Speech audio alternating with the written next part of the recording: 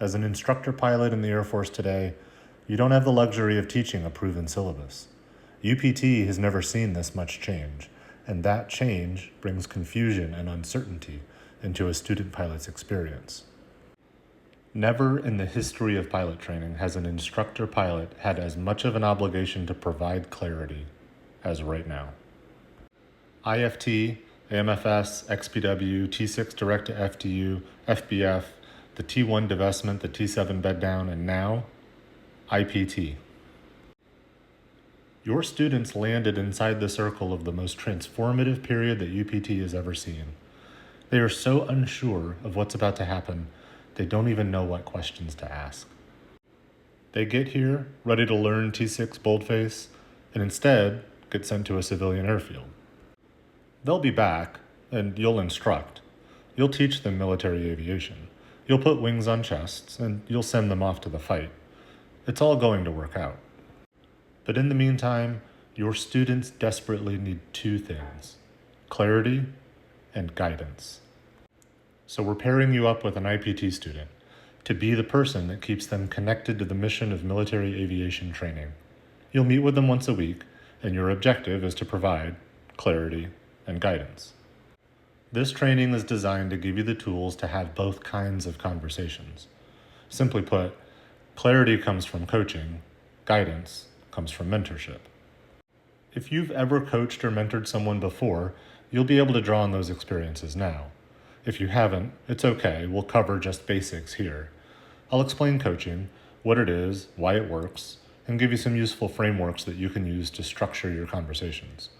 We'll talk about mentoring and give you a list of topics that could be useful for your student to consider. The Air Force has formal programs, definitions, and guidance on both coaching and mentoring. I'll touch very briefly on the regulation, and then just talk simply on some best practices that you can use. The Air Force defines coaching as a form of development in which a coach supports a client in achieving personal or professional goals through thought-provoking and creative process guidance.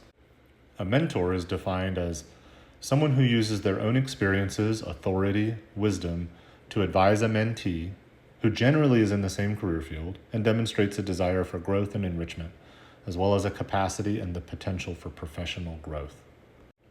Okay, so both are valuable ways to help someone develop and improve. Let's talk about some of the differences. In coaching, your student is assumed to have the answers they need, and the coach asks good questions that get the client thinking, so they can find the answers themselves. In other words, coaches have a conversation that leads to clarity. Now, obviously, the students don't have the answers within themselves about CRM, RSU patterns, or what to do with a Dutch roll. But when they try to figure out their own hang-ups, like procrastination and imposter syndrome, or they feel stuck about a personal decision, coaching can help them get unstuck. The point is, when you're coaching, you're specifically not providing the answers. Good studies have shown that when students get coaching and they feel less stuck in personal areas of their life, they start performing better in professional areas. That means they come back to Columbus and have the capacity to be more engaged in the syllabus, and they're just all around better students. In mentoring, the mentor is assumed to have all the answers and provides direction and advice on what steps to take. The student listens and acts based on the recommendations and advice of the mentor. In a mentoring conversation, the mentor is leading the direction of the session. At this point, you should be picking up on the theme that your weekly one-on-ones with your assigned student will sometimes be coaching focused and sometimes geared to mentoring. And honestly, we're generally more comfortable with giving advice, so mentoring is fairly straightforward. Be professional. Try not to impose too much of your experience on them, but give them advice. You're further along the path than they are. You're the expert. Tell them what to look out for. Tell them where you've seen students stumble and what behaviors tend to produce good outcomes. You're going to be provided with a list of topics, and when the topic is related to military aviation, mentor them. When it's about personal growth and development, adopt more of a coaching approach. So what is a coaching approach? There are entire training programs, college degrees, and international certifications for coaching. The training you're getting here is not to turn you into a coach. It's not going to get you a credential. But by learning a couple of basic principles, you can have coach-style conversations that can be really effective. Follow these few ground rules and you'll see your student gain clarity and focus. Number 1, use open-ended questions. Stay away from yes-no questions or any other questions that allow for short-form answers. Number 2, don't give advice. As they are working through the issue, essentially thinking out loud, don't offer corrections or alternative ideas. If their plan is a B- and your plan is an A+, keep it to yourself. Seriously. Simple but difficult. The temptation is to give advice or to tell them your story. Something about what they say will probably remind you of something similar you've dealt with, and you'll want to talk about your own story. Don't. Let this be all about them. Third ground rule, and this will be it for now. This one is also simple, but kind of difficult. Be patient. Give the conversation some time to open up. This rule is a little less concrete, less of a rule actually, and more about understanding why coaching works. Neuropsychology tells us that when people are feeling stuck, we need to talk it out. Humans are actually pretty terrible at getting to clarity in a vacuum. But we also tend to self-isolate when we're stressed. We know from functional MRI studies that the brain has an order of operations, essentially a startup checklist. The brain requires that certain conditions are met before it moves into high gear. If basic cognitive needs aren't met, then students cannot achieve higher levels of thinking in the prefrontal cortex, like logic processing and reason. When the brain is operating out of the midbrain, like in situations of panic, students literally can't think straight. And if you've been in IP for more than 5 minutes, you'll recognize this instantly. We even have a word for it: snowballing. Understanding the brain's startup checklist is what separates the coaches who don't get results from the coaches that do. Here's the checklist.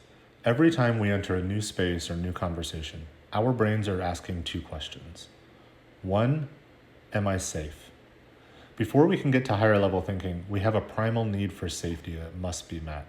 There's no point in even having a conversation if I'm about to be attacked by a tiger. Immediate needs for safety are priority number 1. Second question, am I accepted? Outside of the immediate safety concern, we're hardwired to understand that humans don't survive nature by themselves. To increase our odds of survival, we need a community. To survive, we need to share resources, take turns keeping watch, and hunt in teams. It's absolutely vital that we have a community that we are a part of. Now, we don't live in primitive conditions anymore, but the brain is still asking those questions. The first one, am I safe? We respond to by strapping them in a single-engine ejection seat aerobatic aircraft. Am I accepted? A student pilot is literally spending a year here trying to be accepted into the rated community. And honestly, we make it pretty clear. You're not part of that community until you have wings on your chest. So think about that. They're showing up here with 2 primitive questions. And the second one, am I accepted? We respond to with probably, in a year, maybe. So you can see that they're starting out from a pretty primal place. So here's the gouge. When the conversation starts, their brains are absolutely going to be looking for some sign of acceptance. Hear them out. Then acknowledge what they're saying and ask them to elaborate. By inviting them to tell you more, you're accepting that line of conversation. Now, some people will open up quickly, some will be a little guarded. Be patient. Give the conversation some time to open up. And that's it for the ground rules. Open-ended questions. Don't give advice or turn attention to yourself. Invite them to elaborate. All right, we're going to stop here. There's plenty more to be said about coaching, and maybe we can talk in another video about different coaching models, how to navigate transitions in conversation, how to move from the student brainstorming a topic into getting them to take action. We haven't talked at all about coaching them through goal setting or about following up on prior sessions. Again, this training is not to turn you into a coach. It's just a primer on some basic principles. And as we wrap up, remember, Go into the conversation knowing whether it is a coaching conversation or a mentoring conversation.